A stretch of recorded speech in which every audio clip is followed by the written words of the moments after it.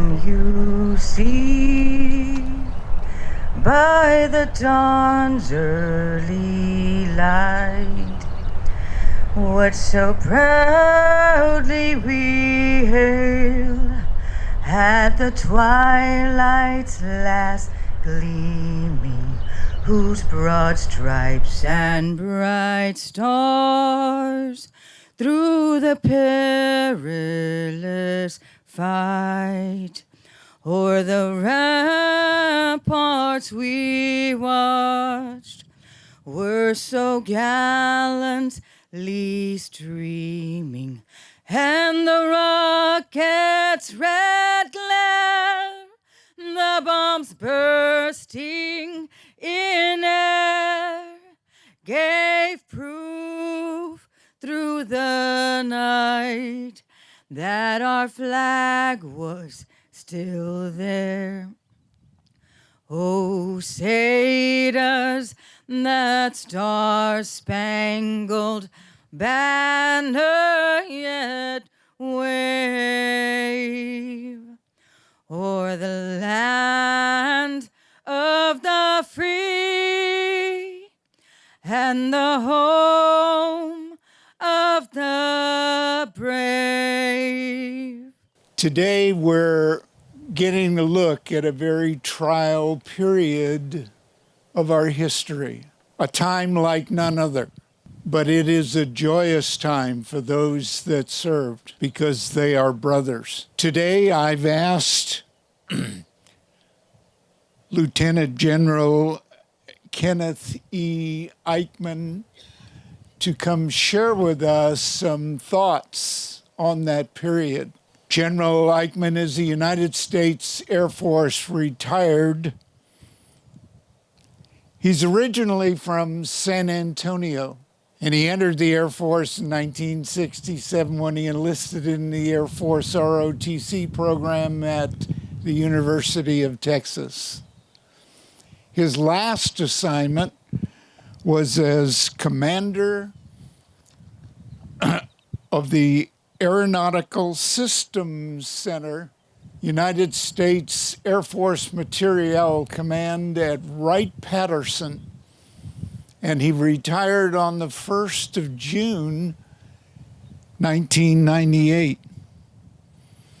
His career has been mostly in the supply and logistics world. So for those of you that have had trouble shopping at the new Costco across the highway, I think he's your man. When he sent me his bio, my expression was, "Oh no, wrong war." You see, as part of his bio, he had a picture of him in a leather jacket and a wide brim hat.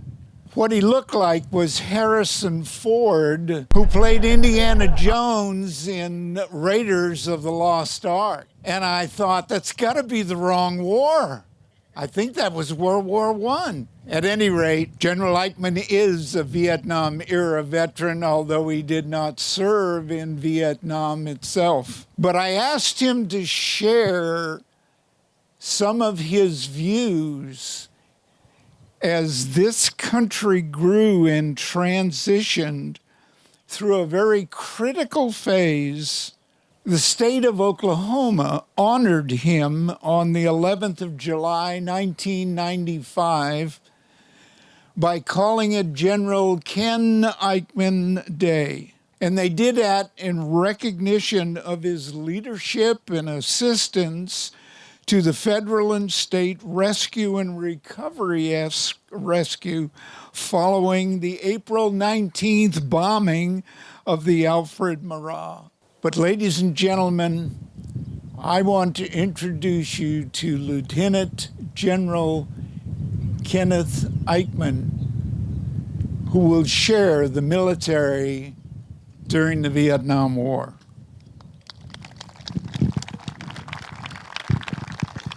Thanks, Stu. And I appreciate the 4 more years. I actually entered the Air Force at the age of 18 in 1963 as an enlisted man for 4 years, and then spent the next 31 years on active duty as an officer. But I'm from the area. I went to Travis High School just north of here, and went to the University of Texas, and spent 35 years in the service. It is truly an honor to be here. I appreciate you all coming for this day. It's hard to believe it's been 50 years since the U.S. ended its involvement in Southeast Asia's military involvement, at least. During that conflict, as Stu mentioned, political controversy and disagreement over the war was sadly misdirected towards those who admirably served our nation in that conflict. When the brave warriors came home, many of whom are here with us today, they received neither a hero's welcome nor the appreciation for their service that they deserved. As a result, the 3 million or so veterans who served in Vietnam did not receive the type of welcome home that veterans from other wars received. With this wall, the one in Washington, this replica or mobile wall here, America finally said welcome home to all of the veterans. It's become known as the wall that heals, and I think rightfully so. It does do that. I've had the opportunity many times to visit the wall in Washington when I was stationed in the Pentagon and others, and it's really moving. It's emotional. It's strategically located on the National Mall between the Washington Monument and the Lincoln Memorial. And when you, black granite walls, when you see your image reflected back from you with the name of a loved one or a friend inscribed over your image, it's got to touch your heart. It just does. It's an important thing, and for those of you who have not had the opportunity to go to Washington to see the wall or can't get there, this is the country's effort to bring the wall to you, and it's really something that's should be greatly appreciated, and I'm so proud and glad that it's here in Kyle. The Veterans Memorial, like I said, is unique among memorials. It's the only one that has the names of the veterans on it. There are 58,281 names of the men and women who gave their lives for our country and freedom around the world, and also in that number is a number that are still missing in action. And we'll never stop looking for them. We keep making progress, slow but sure, to make sure that we didn't forget focus on those missing in action. In the late 60s, early 70s, Vietnam POW MIA bracelets were produced with the name of someone who was a MIA or POW on each one. I wore this bracelet for 23 years with the name of Lieutenant Colonel George Jensen. And it has a date on it, the day his aircraft went missing over Laos, 15 May 1966. And as I said, we kept looking, and finally, based on a tip from a former North Vietnamese soldier, his aircraft wreckage was found in the jungles, and he was returned in 2000 and buried in Arlington National Cemetery on the 15th of May, 34 years to the day after his aircraft was shot down. When he was returned, I broke the bracelet in half as a symbol of breaking the bonds that kept him from his wife, daughters, and son for so long. And so we said, welcome home, Colonel Jensen. And we keep doing that. I have had the honor of being able to receive the remains of returning veterans several times over the years, as each one of those aircraft with a casket of remains is met by a general officer as it arrives back in the United States. Let me conclude my remarks by telling you something about the quality of the young men and women. It's something you already know, but let me tell you something that made a lasting impression on me that you may appreciate. You know, I vividly remember troops being sent to the war in 64, 65, 66. As I said, I entered the service in 63 and served for the next 35 years. But in 1990, when we were sending troops to Desert Storm, it reminded me back of the 60s. It was very similar in terms of what was going on. And at the time, I was the Deputy Chief of Staff for Logistics for the Pacific Air Forces in Honolulu, and spent more time in Korea and Japan and Australia and Philippines than I did in Hawaii, but that's where our headquarters were. We sent troops from the U.S. east through Torrejon, Spain, to get to Iraq. We sent them west through Hawaii to get to Iraq. It was their last stop was either Hickam Air Force Base or Torrejon, Spain, to refuel the aircraft before the next stop was in the war zone. So I told my staff, I said, look, when these aircraft land with these troops on it, their last stop before the war zone, I want to make sure that they can get their minds off of what they're about to do. I want to be able to, I want to have buses show up at the aircraft, take them over to the base exchange, let them go shop around the exchange, whether it's to buy something to read, to buy a snack, to buy something they forgot to pack, I don't care what, but more to get their mind off things than anything else, but I want to do that. They said, yes, sir, and they went off and came back the next day and said, we can't do that. It's not possible. We don't have enough time, enough buses to get them all off the aircraft to the exchange and back to their aircraft before their scheduled departures. I said, maybe you didn't understand. I don't want you to tell me why you can't do it. I want you to tell me how the hell you're going to do it. And they said, okay. So they went away again, and they thought a while, and it isn't that hard. If you can't get the troops to the exchange, bring the exchange to the troops. There's a parade field right next to base ops where they're refueling aircraft, and we set up tents on the parade field, very much like this, just off the edge of the runway, and we put everything we thought they might want in those tents. And they appreciate that.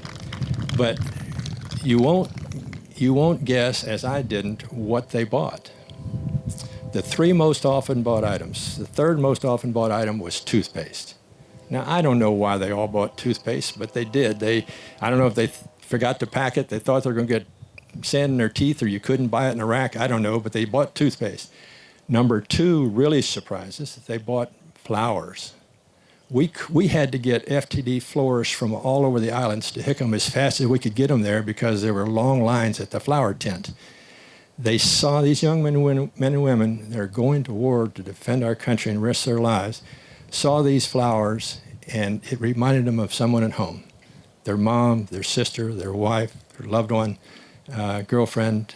It reminded them of someone. And they sent these flowers home. And the typical note read, I saw these, I thought of you. Please enjoy them. When you look at them, please think of me and pray for me. And number one, they bought American flags. Now, they didn't buy just one flag. They bought 4 flags each on the average. They bought a small one. They folded up and put in their breast pocket next to their heart. They put one on their toolbox, on their Jeep, on their tent, on their airplane. They put them everywhere. We carpeted the desert with American flags. So, we worry about kids growing up in a changing world. I know I did. I know you do. I know your kids do. You worry about guns and gangs and drugs and all kinds of things. But let me tell you something. When we ask young men and women to risk their lives for freedom around the world, they send flowers home to their loved ones and buy American flags. We've done something right raising the next generation. So that's typical of what happened in Vietnam. It happened in Desert Storm, and it's typical of the troops serving today. I know there's exceptions to that, but the general rule is they are wonderful young men and women. And I say young, you know that the average age of the name on this wall is 20. The most often age, the age of 33,000 plus of the 58,000 names on this wall is 18. 33,000 plus are 18 years of age or younger. I know I was 18 when I signed up, but I volunteered to serve with many of my friends whose names are on this wall. The Air Force had other things for me to do, and I did everything I could to support those troops, but God bless them all. I served with everyone on this wall, and God bless them. God bless you for being here, and God bless America. Thank you.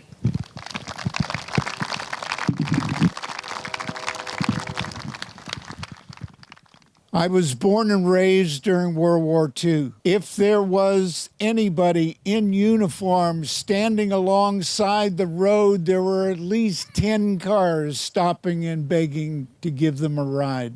They bought their dinner, they bought them coffee, and they thanked them for their service. During the Vietnam era, we were lucky we weren't spit on. As a young boy, watching the end of the war and all the parades. They were full of military units. And to this day, when I see the American flag waving, especially in a parade, I get goosebumps. To me, this is the greatest country in the world. No one has ever experienced the freedom allowed by this country, and yet we tend to take it for granted.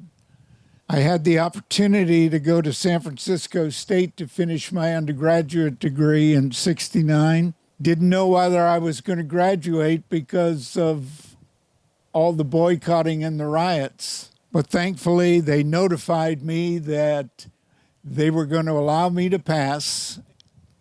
And for a graduation present, they gave me an all-expense-paid tour to Southeast Asia.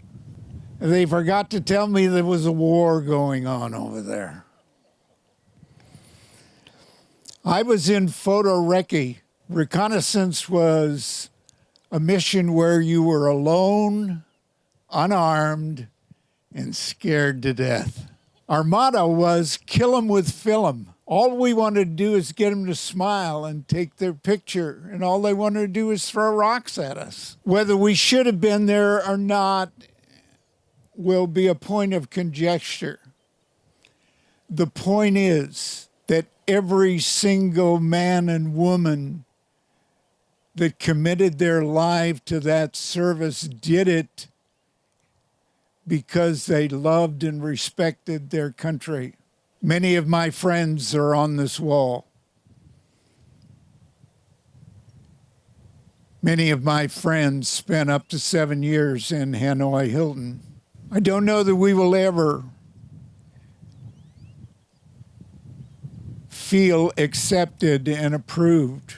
But during World War II, there was an organization right at the end called the 82nd, the 101st Airborne, and they were stuck at a little place called the Battle of the Bulge. A number of years later, there was a TV series that was made from that series, and it was called The Band of Brothers. Now, I know you all have family, but you'll never know what family is like until you've served next to a brother for life. Before you leave today, shake the hand of those brothers and sisters. This is a very pleasing and healing time. Kyle lost their share in Vietnam. And so Kerman Hammond would take this time to read the name of 18 who committed their all. We had some heroes that didn't come back. We had a lot of heroes that did come back and didn't make it much longer after they got back home. But I want to read the names of the ones that did not make it back, and from Hays County. Hays County is like any of our other counties in the country. They lost their husband, a child, father, mother, and so we want to honor them today while we're here with the wall. So I'll read out the name and the service, the branch that they were in. Barber Edward Henry, Marine Corps. Cortez Juan Esquivel, Army. Dorman Michael Rodney, Army. Edmund Edward Joseph, Marine Corps. We finally got a Marine Corps, huh? Galen Edward Ray, Marine Corps. Gonzalez Manuel, Marine Corps. Gonzalez Vicente Ramirez, Army. Lopez Alfredo Jr., Army. Lopez Richard, Marine Corps. McLennan Kenneth Hayes, Marine Corps. McSwain Bales Ballou Jr., Army. Bobby Roberts, Marine Corps. Roberts Gerald Ray, U.S. Navy. Rodriguez Felix, Marine Corps. Spring, Homer Doyle, Marine Corps. Stiles, Thomas Nelson, Marine Corps. Thomas, Alan Walker, Army. Wheeler, Conrad Jack, Army. And they all were returned to their families. So none of them are in the MIA list. Again, it's an honor to recognize them, and we should never forget the sacrifice, not only that they made, but the ones that are doing the job today. Ready. Aim. Fire. Aim. Fire. Aim. Fire. Get set. Arm. As you look at the wall more carefully, many of you may know this, but and it was appropriate for the ones missing from Kyle or that were lost from Kyle that we gave their names and service. On the wall, it does not designate service or rank of any kind. No one's service or sacrifice is more important than anyone's else. They are the names of the individuals, and that's all. In fact, there are 161 names of Medal of Honor winners on that wall. They're not designated. They're just some of the troops that we lost. They're all important to us, and so I think the wall is extremely well designed, and that's why it's earned the reputation of the wall that heals. One of the reasons. It's really well done.